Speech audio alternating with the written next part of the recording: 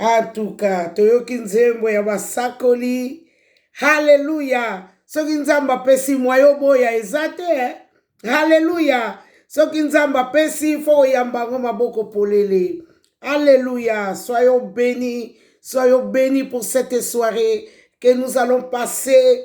Nzambe alobi, Jésus alobi la bango. Même iner kake koki mingite. Iner pamba. Iner. Tolingi tolobela kaka iner. Soko koti la voie sociale. Okona kuna basoko lobelo kwa boye. Oyoka kuna deba ya boye. Oyoka kuna deba ya boye. Biso deba ya Yesu. Alléluia. Bible lobby, dans tout ça, toza kaka ba vainqueur, ba plus qu'un vainqueur. Vraiment, eza esengo mingi ya kozala liboso ya peuple de Dieu. Eza penze esengo ya kozala face ya bandeko na ngai. Alléluia. Nzambe penza aza monene, asali réseaux sociaux po asangisa biso. Même oza na Congo, même oza na 10 km na ngai, mais tozomonana na moyen ya réseaux sociaux. Yango Jésus alobaki vous ferez plus que moi. Ezate ke toleki ye na nguya ou bien toleki ye na extraordinaire mo boye, mais eza kaka po la makambo oyo. Oza na poto, oza koloba quelque chose, ti Congo baza ko recevoir yango. Voilà. En tout cas, nous allons prier sans tarder. Tozoko Banda. Alléluia. Thème de cette soirée. La prison n'est pas un lieu pour dormir. Donc la prison bala la kate. La prison nzungu eza la kate. La prison balamba kate. La prison ba suko la kate. La prison. Donc, eloko ya la kate. Oza privé de tout.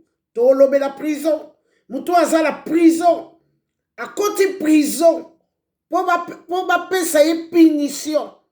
À côté prison, pour ma priver la liberté. À côté prison, pour ma ensommeiller, pour ma décourager, pour ma donc pour ma condamner na nyonso ya koyiko sala.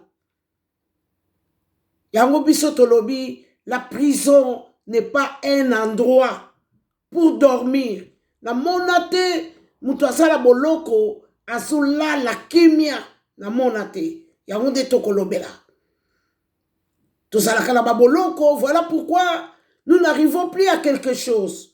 Ozala boloko mongo boye, yozo monate, parce que mutu azala boloko, a koki ko sale logote. Voilà pourquoi tout ce que tu fais, tu aboutis à rien.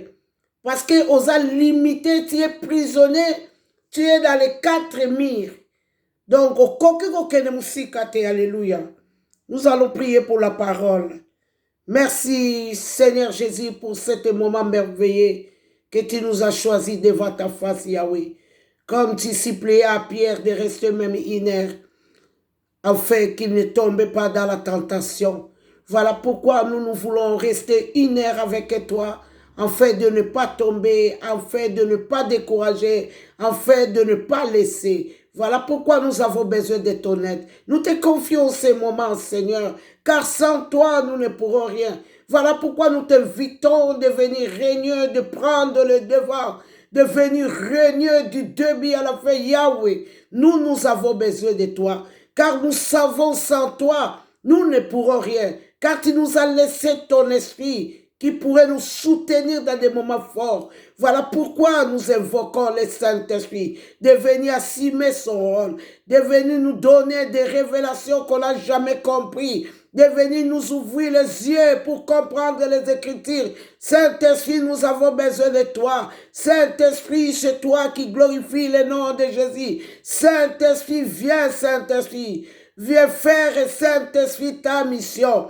Je te confie, Saint-Esprit, t'es fidèle, car la Bible dit, c'est toi qui sonne la sonnerie dans les réveils. Sonne la sonnerie du réveil dans leurs oreilles afin qu'ils se réveillent. Saint-Esprit, c'est ton temps. Saint-Esprit, nous voulons que tu sois avec nous. Saint-Esprit, nous voulons que tu fasses, Saint-Esprit, ta mission, car nous te confions tout. Merci de remplir ma bouche de ta parole. Merci, Saint-Esprit, d'ouvrir grandement les oreilles de tes enfants afin qu'ils comprennent. Laisse que la parole qui va sortir cette soirée, Saint-Esprit, tombe dans une bonne terre pour produire, car tout ce qui n'est pas de toi, nous les chassons loin de nous au nom de Jésus. Tout ce qui est de malentendu et incompréhension, nous les chassons loin de nous au nom de Jésus. Tout esprit de somnolente, nous les chassons loin de nous au nom de Jésus. Saint-Esprit, c'est ton temps. Seigneur, seul ton règne peut dominer sur nous. Nous venons faire taire l'ennemi qui ne confesse pas ton nom. Au nom de Jésus, nous plantons la croix de Golgotha parmi nous. Merci encore, Saint-Esprit. Merci, Seigneur, pour nous permettre de parler de toi. Nous te confions ces moments. Nous avons ainsi prié au nom puissant de Jésus-Christ de Nazareth. Amen, amen, amen. Alléluia. Notre thème, c'est... Ah, bonsoir, la prophétesse Claire.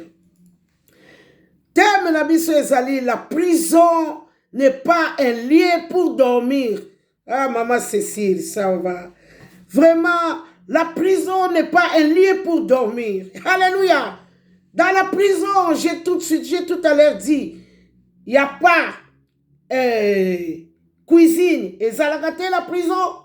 Et là, on a la prison. Et ça a la prison. Bah, kendara musala te. La prison, bah, ça la ke côté. La prison, on a condamné. La prison, on a, donc, et là, on a c'est fini pour toi. C'est fini. Alors, il y a mungaï na lobby. La prison, ce n'est pas un lieu pour dormir. Même si bango balingi ba laliso, bati on a prison. Toi, tu ne peux pas dormir parce que dans la prison, on ne peut pas dormir. On ne peut pas se sentir bien dans la prison. On ne peut pas se sentir dans sa peau. On ne peut pas se sentir à l'aise. La prison, personne aime la prison. Voilà pourquoi nous parlons de la prison. Alléluia. Et zali sikate, okokiko niekama, suri konganzama, jamais. La prison, ceux qui battent en la prison, tu dois être révolté. Il faut aller la kanda. Il faut nous solution. Il faut nous manœuvre. Oyo yoko bimela. Bati en la prison te pour kota, ola la kapongi. Bati en la prison te pour kota, oza la kanona ba distraction. Bati en la prison, oza la prison. Mais ozo c'est la no ba yela koka biloko. Na midi ba ya otela nga biloko. Or, nous disons, la prison n'est pas un lieu pour dormir. Quand vous avez la prison, vous avez la manœuvre pour bima. Quand vous avez la prison, vous avez la tout de ton mieux. Bateau basali banda, baso sala ba démarche pour babimisa yo. Alléluia. Yangwana toza kolobe la prison. Thème na biso, la prison n'est pas un lieu pour dormir. Alléluia. Donc, la prison n'est pas un lieu pour dormir. Qu'est-ce que la prison? Prison est un établissement où sont détenues les personnes condamnées à une peine privante de liberté ou d'instance de jugement. Donc, prison est allée si kaoyo, batiaka ba détenu, oyo baza condamné la liberté. Pe bao baza kozela jugement. Basambisa yo batu oyo bakangi yo. Toko sambisa ye. Ye kutu. Asakana kila biso. Akomona. Ye kutu. Atinda kambongo te. Akomona. Ye kutu. Bandato bota ye. Aye bisu te biso bapara. Ye kutu. Tu es condamné quelque part. Voilà pourquoi rien ne marche. Voilà pourquoi tu tournes en rond. Voilà pourquoi tu es condamné de faire ce que les autres font. Alléluia. To bandi déjà émission na biso. Awa tokotanga acte 16. Donc histoire ezali acte 16. Mais nazapela na posa ya nyonso te. Alléluia. Histoire ezali acte 16.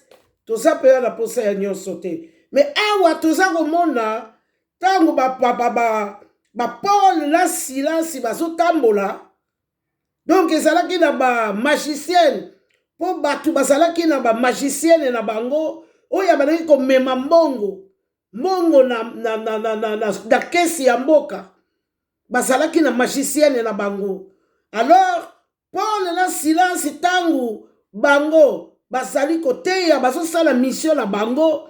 Alors prophétesse wala faux prophétesse aza ko prophétiser sima na bango. Alors tango ako prophétiser sima na bango tomoni que Paul a dit autorité a bengani ye a bengani molimo ezalaki kati na mwana mwasi wana. Or Paul amemi ngambo asali faillite na mboka ya bato. Bible elobi totanga muke. Alléluia. Awa balobi il s'est mis la fille la faux prophétesse ouazaki l'esprit de Python.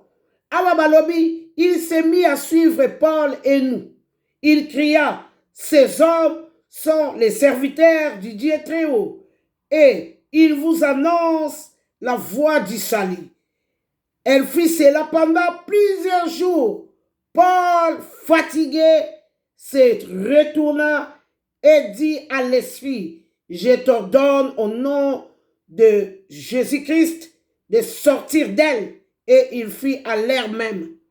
Donc, awa Paul a lembi makelele wana. Paul a compris qui c'était un esprit. Paul a ekobimisa yango parce que ye azalaki na badomo ko suffisante katila ye. Tango ekobimisa yango Paul a memaki ngambo ba maître na ye ba tomboki. Oh Paul musala na ye ko sala du bien. Mais lokola ye kaka asala ki po croyant que soka longoli molimo mabe mutu akokoma kimia. Paul a memi ngambo. Awa Bible lobi le maître de la servante voyant disparaître l'esprit de leur gain se saisirent de Paul et Silas et les traitèrent sur la place publique devant le magistrat et ils les présentèrent et puis balobi batie bango na prison. Balobi bakangi Paul na Silas na 23 balobi après qu'on les y chargé de coups. Alléluia. Donc là, dans la 22, la foule se soulevèrent aussi contre eux et les prêteurs ayant fait arracher leurs vêtements ordonnèrent qu'on les bâtit de verges. Après qu'on les eut chargés de coups, ils les jetèrent en prison en recommandant aux geôliers de les garder sûrement. Donc, balobi ba beti bango ba coup, ba beti bango, ba tie bango na prison. Mouto ba beti coup, azalaka déjà malheureux. Mouto ba beti coup, azali déjà la problème. Ou ako lela, ou ako aza soubiente. Po ba coup mususu e boma quand même. Donc, coup mususu e ko rendre yo à l'agonie. Mais balobi ba beti bango. Kanisa ko beta oyo ke obebisi makambo na bango. Kanisa même l'état bomakane bato. Donc balobi ba beti bango. Alléluia. Ba beti bango ba bwaki bango na prison. Donc mutu oyo ba beti ba bwaki azali mutu oyo soka obwaki na prison. Mbala moko ou abandi olela, ou abandi matanga, ou abandi maladie, ou aza kawo, ou aza donc à la koni. Mais eloko sepeli singa awa, Paul na Silas, bango, olie balela, olie bazwa mitungisi, ou bakweya à la koni, balobi vers le minuit, awa na 25, toza na acte 16, na 25, balobi vers le minuit, babandi na bango kokumisa nzambe. Babandi adoration, babandi louange na kati ya prison, balobi bandi, balobi vers les milliers de la nuit. Paul et Silas pria en chantant les louanges de Dieu et les prisonniers les attendaient. Donc, basuka mwa batu oyo babeti bango baku, mais comment baza na esengo boyi? Baza kobina, yango somona na kati ya prison oyo batia yo, po balembisa yo okoki kolemba te. Na kati ya prison oyo bakondana yo, ke ye akomona. Lokuta, c'était le cas de Paul et Silas. Balobi, il commençait à chanter les louanges et les cantiques de Dieu. Donc, Paul a yebaki que il y a un Dieu qui m'est apparu à la route de Damas. Paul a yebaki, ce Dieu-là marche avec moi. Donc, ils avaient un Dieu puissant. Ils avaient un Dieu qui prend la place des autres. Ils avaient un Dieu, un Dieu de justice. Oya kote la kabatu. Nzambe oyo molobeli ya batu. Bayebaki bazalaki na nzambe wana. Donc ya mwana baboya ki distraction. Balobi na moma oyo so totali bapota to okufala. Place o tozali esika batie biso. De toutes les façons to ana choite. To balana biso wa okumisa nzambe. Soki to okufa awa. Umwe tokele direct lola, alléluia. Yo zalaka so problème eleki yo, olembi, otikila kosambela, otikila nzambe, osundoli nzambe, donc osalaka mabe. Tango olembi kosambela wana yebaka ozala prison. Et si bapupoli yo mupepe, ye to condamné ye. Ye akokumisa su nzambe wana te. Ye si to condamné ye. Akozala su na nzambe wana te, po tomoni banda koma na nzambe wana, tozomona mwa bilembu. Bango bamonaki bilembu, bamonaki ke pouvoir na bango ya prophétesse la bango ekufi. Donc bango balingaka ndenge wana te. Okoki kosimba pouvoir na bango te.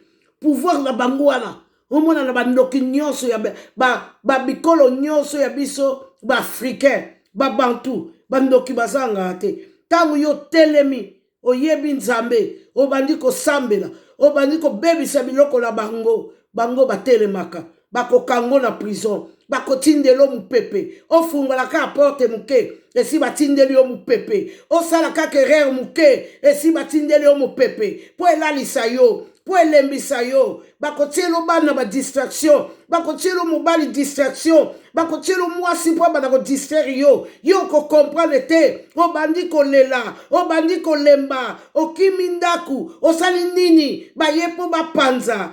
Awa Paul et Silas, ce n'était pas le cas. Ils étaient emprisonnés, ils étaient fouettés, mais ils se sont élevés pour adorer, louer leur Dieu. Ils savaient qu'ils marchaient avec un Dieu puissant. Alléluia, alléluia. Yo yozala boloko. Boloko ezesika ya kolala te. Na boloko oza la liberté te. Na boloko okene mosika te oza entre les quatre murs. Na yeko yebisa yo. Makambo eza ko avancer te. Parce que oza la boloko. Makambo eza ko ningala te. Parce que si ba bloka yo. Makambo, alléluia. Awa la prison est spirituelle.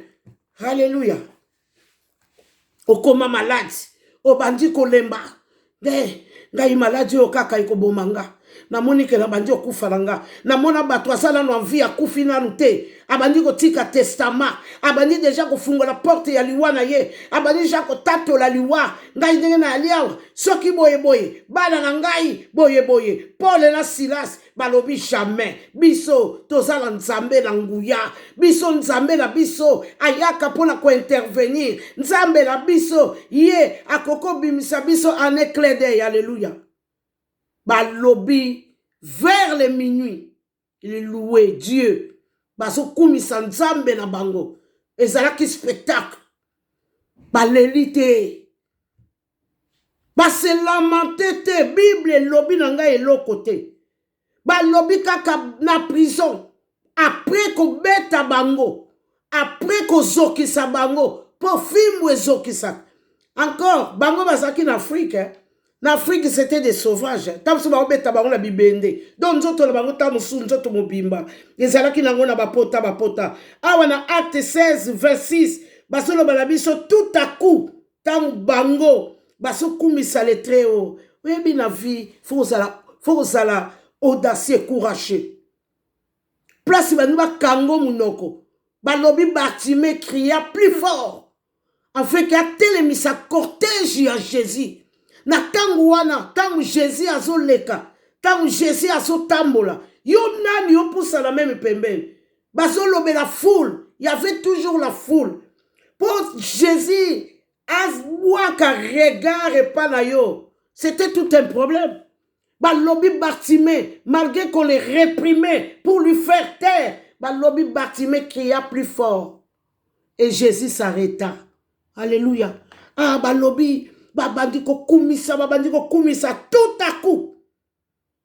Il fit un grand tremblement de terre, en sorte que les fondements de la prison furent ébraillés. Au même instant, toutes les portes s'ouvrirent et que les liens de tous les prisonniers furent rompus. Alléluia. Oh Jésus, tu es merveilleux. Vraiment, Jésus est très merveilleux. Balobi tout à coup, tremblement de terre.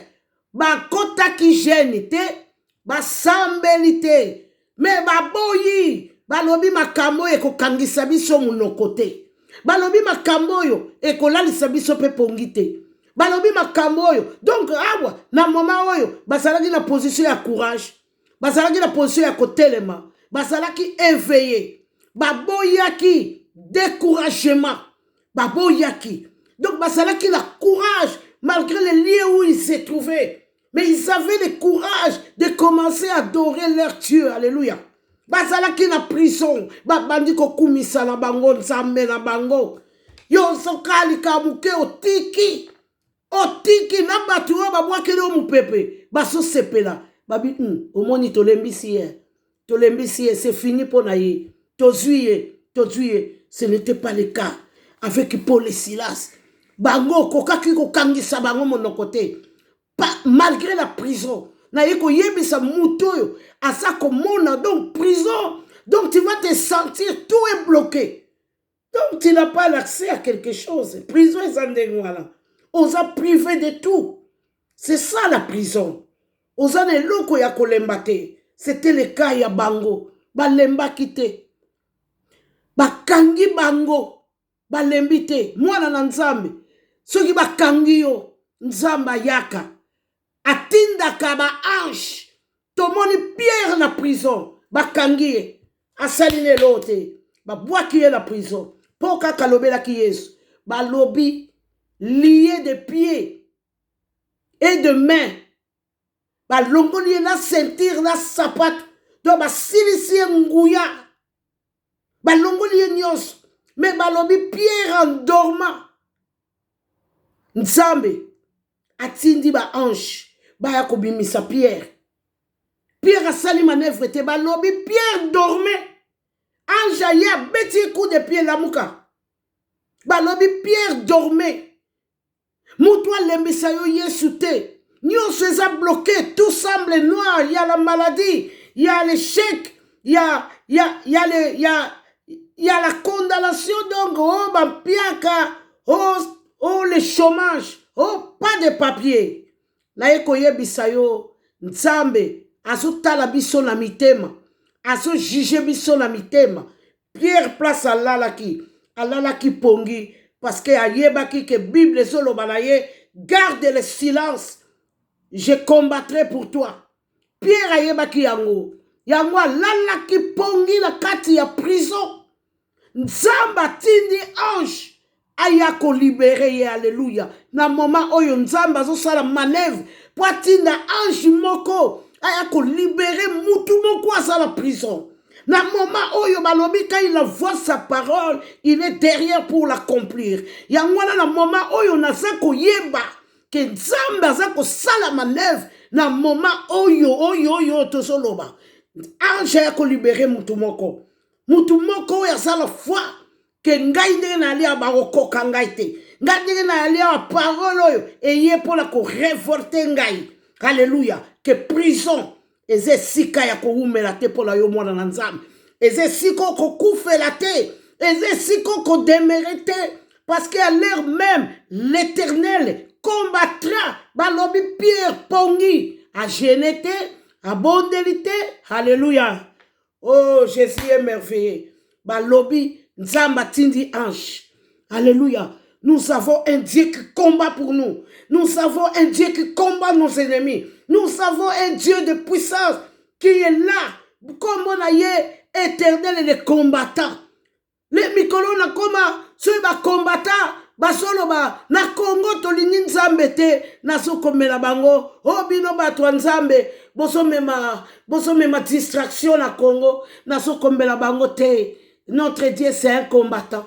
Nzamba za combattant koleka bino. Nzamba za combattant koleka bino. Na koma ka ko komande ngwana, na koma ka ko komande ngwana. Tokoma tina moma oyo tolobake tolingi nzambe na Congo te, le Dieu de la délivrance, le Dieu qui a délivré Israël dans leur détresse, le Dieu qui n'a cessé d'y agir. Nzambe wana basolo basala sous na Congo te. Qu'est-ce que c'était oyo makamwa mineno biso ba congolais tokomi koloba. Mais pour les Silas, ce n'était pas le cas. Pour les Silas, basala qui na détresse, bayebaki qu'il y avait un Dieu qui existe, bayebaki qu'il y avait un Dieu qui intervient. Alléluia. Donc nenge saliwana na yeko yebisayo, là où tu te retrouves, tu n'as pas à te fatiguer, tu n'as pas aussi à lâcher. Alléluia. Ce qui problème est le kyo. Alléluia. La yebi ngai moko na leka na ba place wana. Problème c'est que leki comme à kilo pour muto sambela. Tia musique.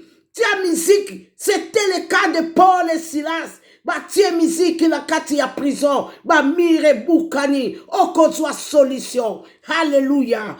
Osana. Alléluia. Na yeko yebisa yo. Mwana na nzambe. Ako yiko kufa na prison te. Mwana na nzambe. Prison. Ezali esika moko nzamba lekisi yo. Po pema. Prison. Eza esika moko batu. Tangu l'État kangaka mutu. Atie na prison. Po corriger ye. L'État tangu kangaka mutu. Atie na prison. Po mutu azwa conscience. Prison ya biso bana na nzambe. Oko yiko kota no prison. Po zwa conscience. Po zwa conscience. Ah, ya solo mikolo na négligence nzambe. Yango na komiti boy. Ah, ya solo nazako comprendre. Nzambe azali ko briser ngai. Po alingi amemanga musika. Ah, nazako comprendre. Nzambe alekisi ngao. Po alakisa ngai que la prison existe. Yango na yeko yebisa yo. Yo zo se sentir condamné, limité. Nyoso et comme yo kilo. Na yeko yebisa yo, c'est la prison. Mais ce n'est pas un lieu pour dormir. Non plus un lieu pour baisser. Alléluia. Awa balobi, Paul et Silas bakoka ki bangote. Pierre alali ne pongi. Nzamba tindi ange. Nzambe wana kote la kabatu na ye. Elobi ata nzembo moko frère na biso yemba. Nzamba linga bato na ye. Ye moka lobi ne touchez pas mes ouais. Alléluia. Alobi pour la ka mutu moko. Donc nous avons un Dieu de défense. Alléluia. La prison n'est pas un lieu pour dormir. Quand on a la prison, yebaka bazako pinir yo, soit ina nzambe, soit ina banguna. Et ça a toujours les deux sens. Yebaka que na tamboli nderini, au kotikati na yo. So yebo sale le côté. Donc c'est Dieu qui te fait passer par une épreuve. C'est Dieu qui permet. Makamumsus. Makamusu, c'est nos ennemis qui nous mettent dans les conditions dures. Alléluia. Pour bango ba sekaka. Donc yangwana prison nazako beta sete. Prison ba kondana yo yekutu akosomba ka même voiture a pas mbate. Ye akosepela ka même pas. Oyana poto. C'est comme si on s'alaka en Afrique. C'est la prison. Vous allez battre ba réclamer yo. Histoire oyo ba Paul ba du problème pour ba bimisaki servante oyo azalaki na esprit de python nzokande na esprit de python wana nde bato ba oliela yo koma ko bebisa biloko ya bato la kosambela na yo ezala ba famille na yo bato musu bazwa mbongo na kisi ezala famille na yo bato musu bazwa mbongo bateka famille banda yo koma kosambela bango bazokweya bango bazokita. Parce que yo zo bebi sabiloko na bango. C'est le cas de Paul. yango moni batiaki bango na prison. Mais bango, Bible et le bélan, les prisons réelles, autokoï komona. Mais nous, dans nos cas, c'est la prison spirituelle. Et si batia on a prison, au koka soué l'autre côté. Alléluia. Ezako senga au bondela. Ezako senga au gêné. Ezako senga au koma mosali na nzambe. Mais ozoko kate. Alléluia. Nous devons nous lever. Donc, Bible lobby. Tout ça là, vaillant, courageux. Bible ça la posa ya courageux. Nzambe ye moko aza combattant. Bosko yo, ozala yo mutu moko lemba. Il peut pas marcher avec toi. C'est un peu ça. Alléluia. Awa tomoni bana Israël. Na sepeli komona yango na français courant. Awa bana Exode. Bana Israël bakangi bango na boumbu. Donc, pesi bango misala moko. Donc, bazala même incapable ya kokanisa nzambe. Balobi toko détruire bango na misala. Balobi toko fatiguer bango. Donc, bit ya moyini na yo lemba, yo zala troublé, yo zala désespéré. Bit ya moyini na yo eza yango. Balobi awa tokotanga. Exode 1. Awa. Balobi. Exode. Oh, dans Genèse. Exode 1.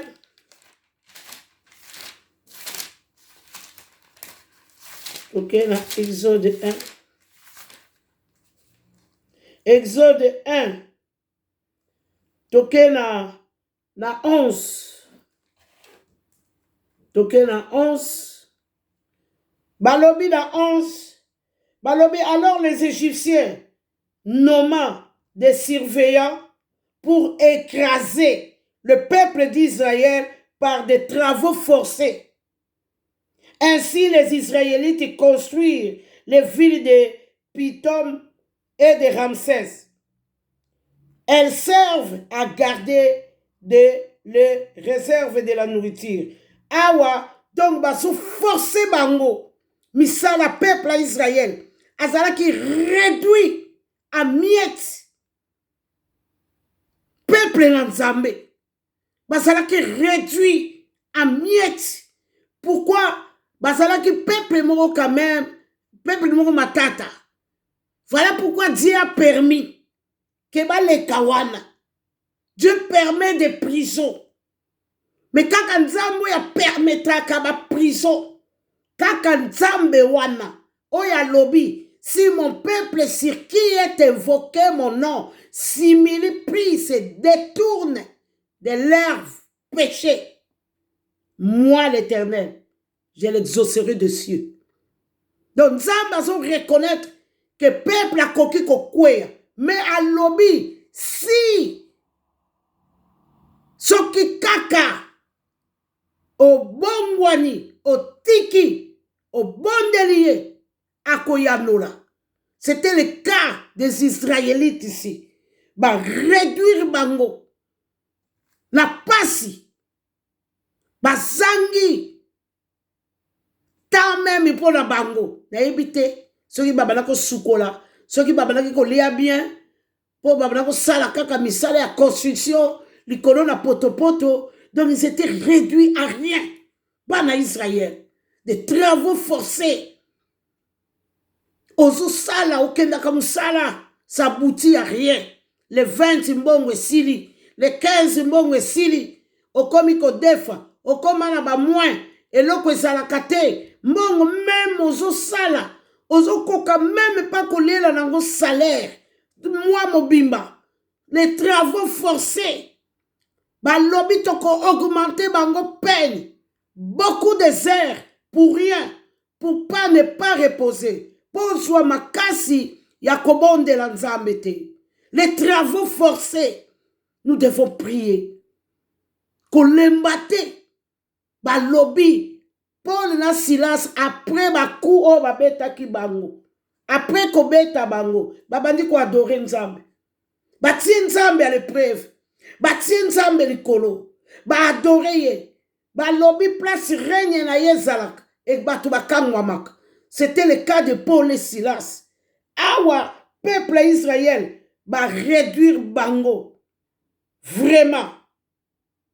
Il traite les Israélites durement à 13 comme des esclaves. Il leur rend la vie très difficile par un travail pénible. Alléluia. Bango. Balala kite. La captivité. Oh bango basala kinango. Babanaki okene musala. Kuna epa ya pharaon. Basalak. Yangwa komona. Soko za aveugle. Ozala musala. Okendaka musala. Ozwaka salaire. Yozo mona kako salak. Metango koya. Ozoko kasuko ningala te. Misala moko makolo pasi. Musala moko mutu pasi. Musala moko. Tango kobana kolia mbongo yango le 15 esili nango. Donc tiba le 20 okomo defa. C'était le cas des peuples d'Israël. Ba lobi die il faut nzambe bisika ndengwana. Il faut kaka nzambe azala aya au secours pour la libérer yo. Donc c'est des prisons spirituelles que nous ne voyons pas. C'était le cas des peuples d'Israël. Ba salaki na travaux difficiles peine moko réduit à l'esclavage. Bible lobi ndengwana. Mais ba continuer ki kosala. Ezala batu musu problème leki ya komo la pongi. Awa tozomo na peuple Israël. Na prison bazo sala. Yo sala koza la prison. Na yeko pesa yo message. Na yeko pesa message kati na prison wana. Ko continue ko la te.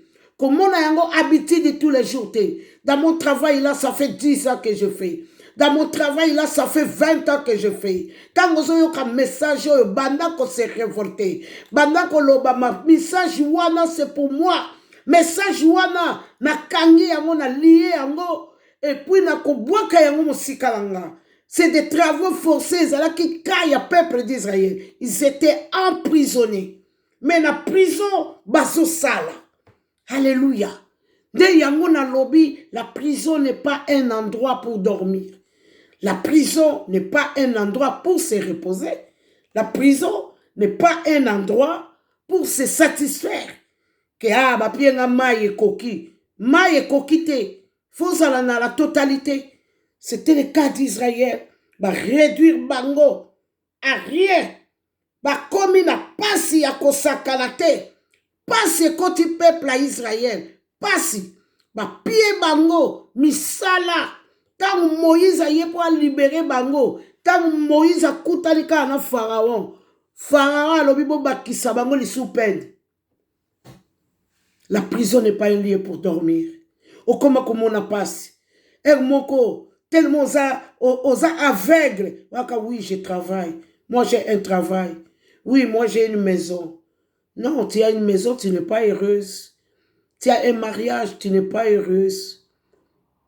Donc, Anna, ma prison spirituelle, et ça, endroit moko koki ko fa la tranquillité. Ongai na ko sambela soute. Ongai ba longola ngai makamu na bango ya nzambe. Neti problème obiso to na ngona Congo, ça demande la main de Dieu. Alléluia. Na yemba nzembo ya Congo. Nzamba pesanga prophétie ya nzembo ya Congo na 2006, il n'y avait pas encore les combattants. Ba pekisaka na nous concerter. Nzamba lobali na nga na nzembo ke mwana na nga ba congolais ba kokoma na captivité, ba congolais ba kokoma na pasi, ba congolais ba kokoma na misère. Tango na yeko tanga yango na dictionnaire nga mona banjelo ba nzambe makambo alobaka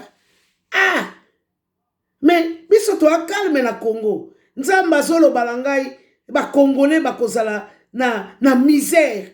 Si vous avez tanga misère dans le dictionnaire, ils ont lekelanga makamunzamba ou lobelanga na 2006. Alors premier album nanga tango na bimisi yango na nzembo ya Congo na tie pembeni. Tango na moni Congo na moni ke babomi mama mwana bebe atikali tango na moni na Congo babomi mama bana mwana ya 4 ans abandi okengela leki na ye mwana ya 6 ans abandi kokengela baleki na ye na moni mama kozwa mwana na ye ya mobali balala ye na misu ya bandeko na ye na tata na ye na lobi le Congo a un problème na lobi place misère ezali ça demande un Dieu miséricordieux parce qu'il y a que le Dieu miséricordieux peut venir à la rencontre d'un misérable na lobi oui nous sommes dans la misère. Là où il y a la captivité, là où il y a la misère, nous avons besoin d'un Dieu puissant. Là où tu te sens captif, tu as besoin de notre Dieu. Il est tellement puissant. Nzamba lobi na ngai pour la Congo. Botale langa ni mindele, ni batu mwin, ni mutu, ni président moko na kati ya Congo. Nzamba loba langa pesanga 3 messages. Nzamba lobi ni mutu la Congo, ni mutu. Makamu ya Congo, nzamba lobi ezaye. Makamu ya Congo c'est spirituel. Na komona na ba réseau, batu basolo ba pasteur balembisi batu. Église eza ko aveugle batu. Église elembisi biso. Batu musu balobi en tout cas l'église na Congo. To nzambe, na moni pela mutu asolo ba nzambe tolingi yo te na Congo. J'étais choqué. Na komeri bangoka, nous avons un Dieu combattant. Nzamba sa premier combattant en Vabino. Donc nous avons un besoin de Dieu. Yango moni, la prison. Tout ça la prison. Nous Congo, nous sommes dans la prison. Nous avons besoin de Dieu qui libère, qui délivre. Nzambe oya yaki ko délivrer Israël quand il esclavage. Donc les Congolais sont réduits à rien. Les Congolais sont donc basala non basala passe. Il y a la galère. La katia nzembo langa. Nzamba lobi les Congolais dans la misère, dans la galère, dans la captivité. Tant nzamba solo bayango. Makambo ezate na Congo. Yango moni na tiango na première na tiaka yango na premier album na ngate. Na iko tiango tango na moni ba combattant ba bimi na 2011 na bangi ngabia nzamba pesa inga message ya Congo nzamba pesa inga message ya Congo na twaki yango na no seriete tango na iko mona batu ndenge komi lelo ke tata batie mwana no wana lala mwana no mama so mona ngabia non. Le Congo a besoin de Dieu. Yangwana na iko lobela yo. La prison n'est pas un endroit pour dormir ou se reposer. Dans la prison, on fait les manœuvres pour s'en sortir. Dans la prison, on fait les démarches. Dans la prison, on a besoin d'un avocat qui intervient. Nous avons un avocat, Jésus-Christ, qui est auprès du Père, qui intercède pour nous jour et nuit. Vous êtes en prison. Obiso to la kana poto. Ngakuti na poto la salaka. Ngakuti na poto la soma ndako. Mais ce que tu gagnes, au moins na 20, le 20 c'est sili. Na poto to tonda banyongo. Alléluia. La prison n'est pas un lieu pour dormir. Tu dois faire les démarches. Quand on dit que tu as ange, ça déjà qu'on circulé. Pour la kobimisa ba condamné, alléluia. Dès que tu as alléluia. Parce que tant nga na te ya kezali nzamba so tianga la motema. Lobela yango. Lobela yango. Lobela yango. Lobela yango. Tu dois saisir ces messages. Qu'on les mate yo sur lembi. Malade lembi sanga. Na monika malade kubomanga. Okoma kotatola. Ba lobi pour le silence ce n'était pas le cas. Ba petit bango film ba lelite. Ba kangi bango ba lelite. Balobi za sekala. Allez, tu adorer nzambe wa fanda kalikolo na masanzoli. Il va agir. Dieu agit. Tango passe le kaka. Tia miziki. Miziki ko la musayo. Biso yo to passa de citerne à citerne. To yebi makamuana. Oyo kapela moko problème le kanga na kokobonde la te. Nga siko na aki na ngolu so na fungola ka munoko boye, je commence à prophétiser. Na kobonde la te lokuta. Na tiaka kana vivre la musique. La musique. Musique et tondi sangangouya. Musique. Tu ne peux pas te taire. Là où tu te retrouves dans ta situation, dans ta position, tu ne peux pas te taire. Lève-toi debout. Alléluia. Nous ne pouvons pas dormir. Thessaloniciens à l'obinabiso. 1 Thessaloniciens 5. À l'obinabiso. Nous ne pourrons pas nous endormir comme eux. Donc nous devons veiller. Alléluia. Awa. Potosuki ça. Alléluia. Histoire ya Samson. Na Juge 5. Na Juge 16. Balobi Samson. Bakati Yesuki. Po basili samakasi na ye. Bakati Yesuki. Po basuki sa Samson. Samson lembisi bango. Samson akangisi bango munoko. Samson asukisi bango. Na yeko yebisa yo. Nzambe oyo yo landa. Otombola komba. Samson. Bazoko luka. Modeli nini toko kwesa ye. Parce que cet homme a de la force. Alléluia.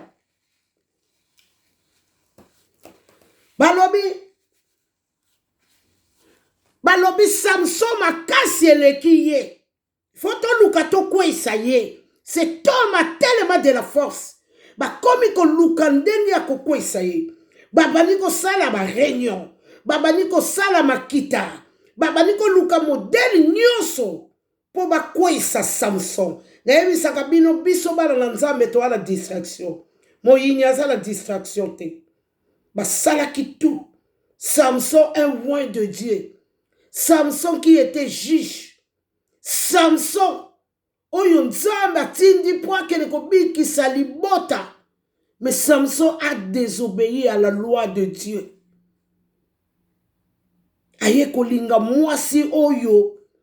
Oya kokaki kolingate. Alors il a été trahi par une femme. Ti ba eko kata Yesuki. Basala ki tout ba yeba secret ya Samson.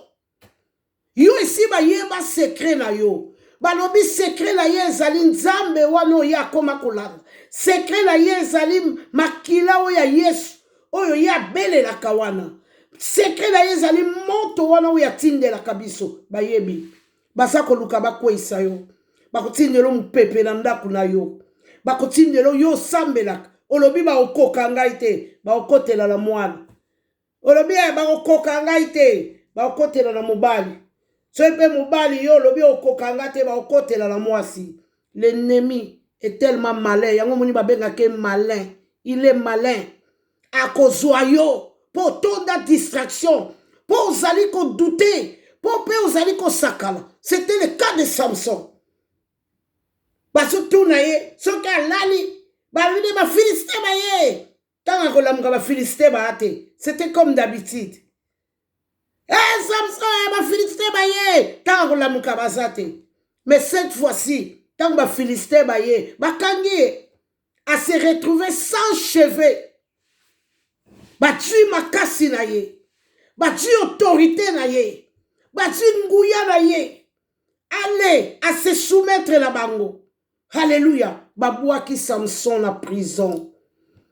Et là qu'on a sepeli la caille à Samson. Tant baboua qui est la prison. Ba pesiye musala lourd. Aba na ko tourner nini na bango wana. Musala na bango wana o. Tono na bango wana ba ko tourner. Samson a pesiye musala la prison. Mais eloko basala qui est rare. Babiki si Samson. Yango na zolo bana yo za la prison. Samson tango babwa qui est la prison. Nzonga ne basungi. Na kati ya prison mutakipake sute. Et si basundola ye oublié de tous. Mutu azalaka la prison. Batu bakipake sute. Oublié de tous. Place wana na prison. Yango mona. La prison n'est pas un lieu pour dormir. La kati ya prison de place yo koluka nzambe. La carte prise. Donc Samson, expliquer bisoté. Ce qui Bible est l'obité. Ce qui peut abanaki ko gêner. Ce qui peut abanaki ko bonde la ndenge nini. Bible expliquer en côté. Bible lobby. Tango batie na prison. Musalo ba pesa kiye. Nzokane suki ne zokola. Bake ko edeye. Bango bakanisi batie na condamnation moko boye. Nzokane bazo edeye. Yangwana na yeko yebisa yoyo ba condamna ozomona que rien ne va. C'est pas le temps de dormir, c'est le temps de te révolter. Donc banguna na yo, tango bako tia na prison, de place baso tout mon nzambe oya yo. Place bango baso affoncer yo, de nzambe na yo azotelem. Yemoga no baka garder le silence. Je combattrai pour vous. C'était le cas de Samson. Batie Samson la prison soukezokola. Prison batia yo. Dayeko yebiso ba eda yo. Yango koma na niveau yo salelo. Prison yo se retrouva ki. Yango komisa yo mosali na nzambe. Yango komisa yo ko bondela. Yango komisa yo ko gêner. C'était le cas de Samson. Batie la prison. Nzoko de bazo ede soukekola. Nzokane bazo ede bazo bokola nkoi oya koya koboma bango nyonso. Alléluia. Yango na yeko yebisa yo prison n'est pas un lieu pour dormir. Na ba Samson bango ba juge pour kala juge azalaki roi. Mais batie na prison na musala. Yo koma na prison rien ne va. Okoma kolala. Okoma kofinga nzambe. Okoma kochiola basali na nzambe. Okoma kochiola batu basambe laka. Okoma koboya nzambe. Samson c'était pas le cas. Samson azalaki na makasi. Makasi ezobota. Makasi yo baboto laki. Batie na prison. Basalaki erreur. Bato bakondana yo. Bazana erreur bango basalaki. Bayebite nous savons un Dieu combattant. Alléluia. Samson makasi sili nzokane ba aider na prison oyo batiaki ye ba prison msu to kola Dieu permet pour kola yo za la prison comme une distraction nga makamanza mana la ndiango mingi okomino ba musique okomina yo ko sakana to sala attention lelo ko sambele comme à la mode okenda ke église mais yo kanisi ozo sambela. Nous devons faire très attention. Yango moni nzamba milinga kakomema mutu la solitude. Dieu peut permettre. Prison yo zawana. Rejet yo joie. Dieu peut le permettre. Parce que biso batutwaka la distraction makasi. Samson, c'est Dieu qui a permis. Ayo kite. Nzamba lobi eza secret okoloba kala mutu likambo yote secret ya suki no wana bomba ngo pona yo ake kolobela mwasi nzamba pesi ye mukongo. Dieu a permis. Mais nous avons un Dieu fidèle. Oyo ato bebisi, il est prêt à réparer avec toi. Tous son péché sont privés de la gloire de Dieu. Et puis le salaire de péché, c'est la mort. Mais banguna wana ba aider Samson suke koli ba yeba kite ba tiaye loko la mutu ba yeba kite ke suke koli ba yeko zoyer.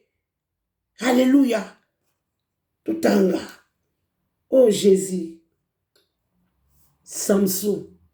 Awa.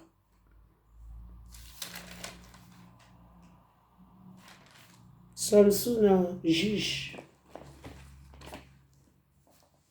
Un juge 16.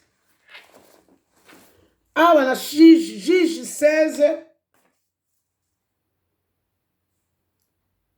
Juge 16, dans 21.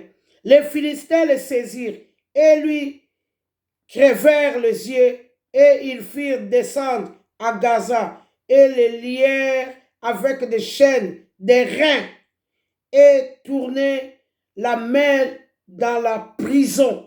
Donc, afin de quitter.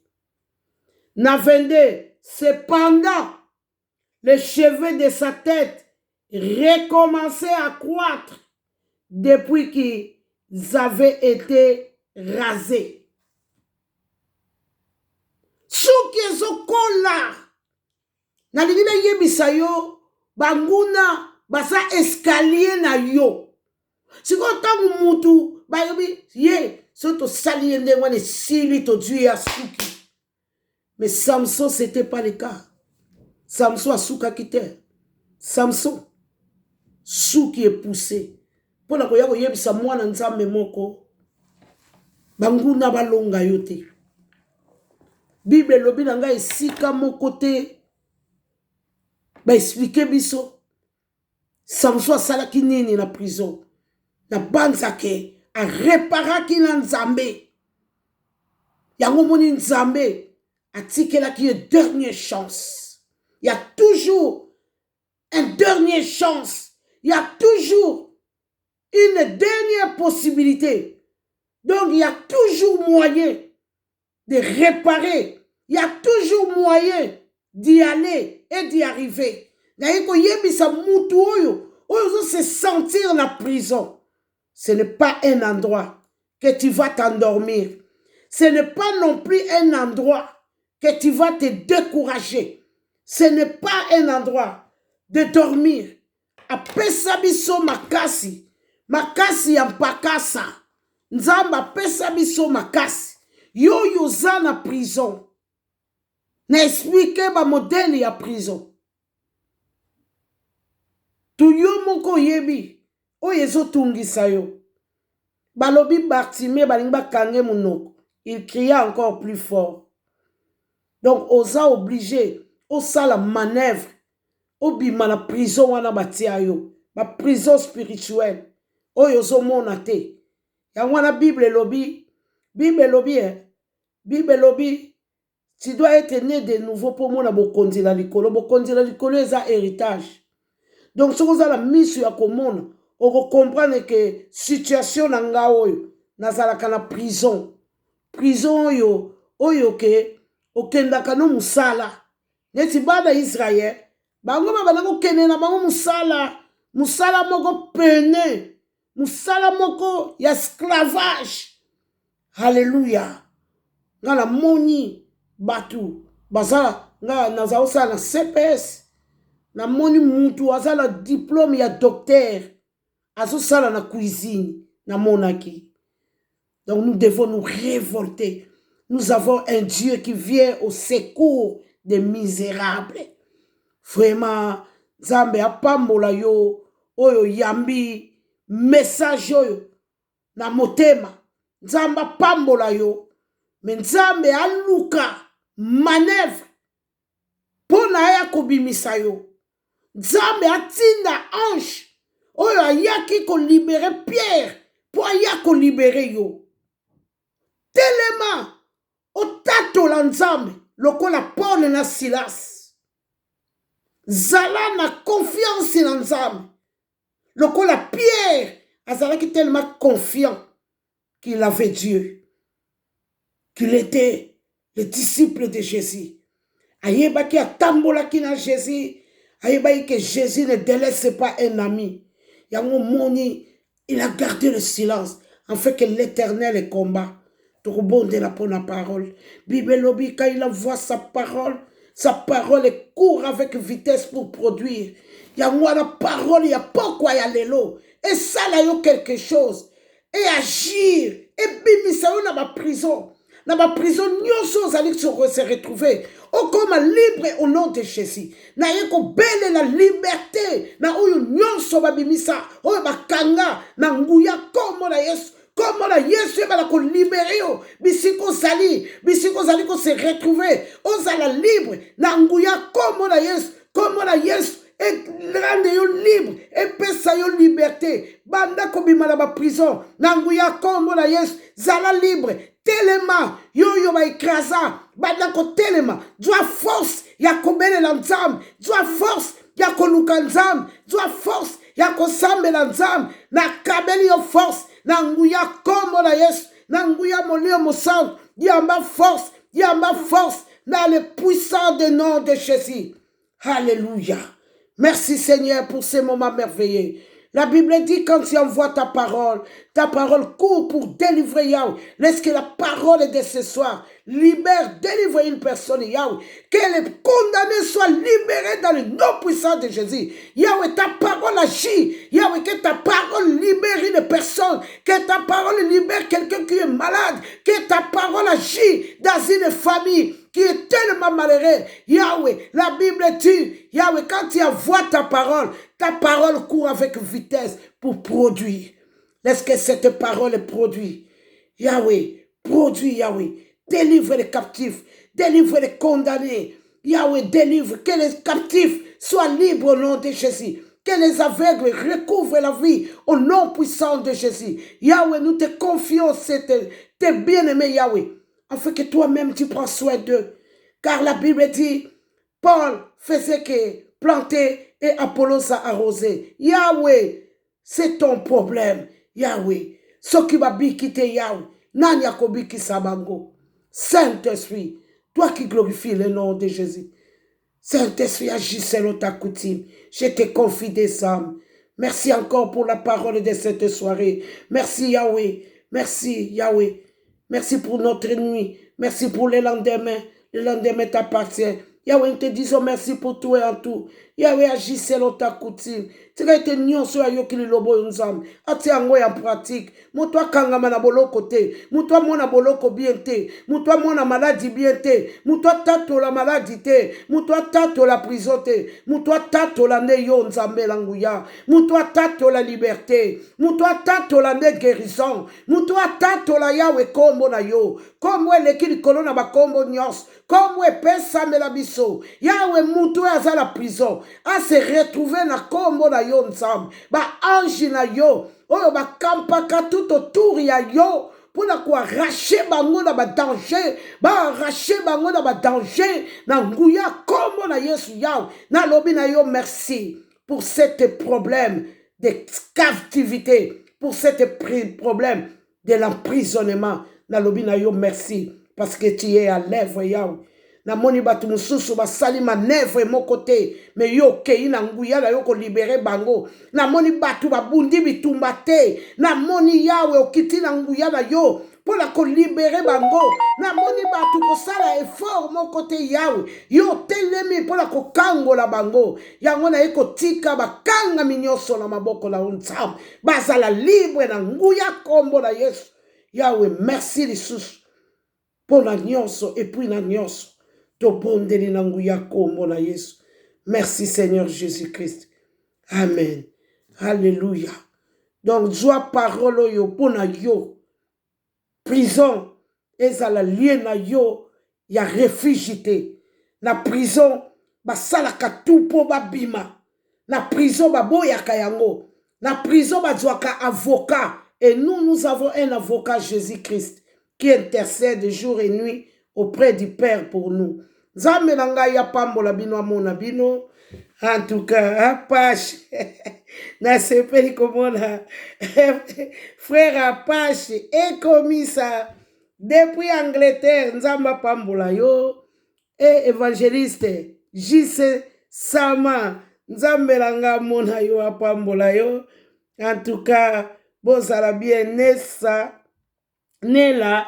Bayakala nzambe nanga mona yo apambola yo prophétesse Claire nzambe nanga mona apambola yo nayebite prophétesse soki tokoko sala eloko moko awa na mois de la femme na komeka kobenga yo totala même atala ba dernière nayebite na lukalisu mutu moko comme ça tosala eloko moko na mois de la femme awa nzambe nanga apambola yo prophétesse na nzambe frère langai papa langa mosali na nzambe Jean Sito nzambe langa mona yo apambola yo vraiment soyez bénis namonaki bato bakoti babimi soko koti obimi na komona lisu kombo na yo te Kim Simoni nzambe langa mona yo apambola yo papa soyez bénis kubosana te mutu moko yebi mayele na ye suka tindela ye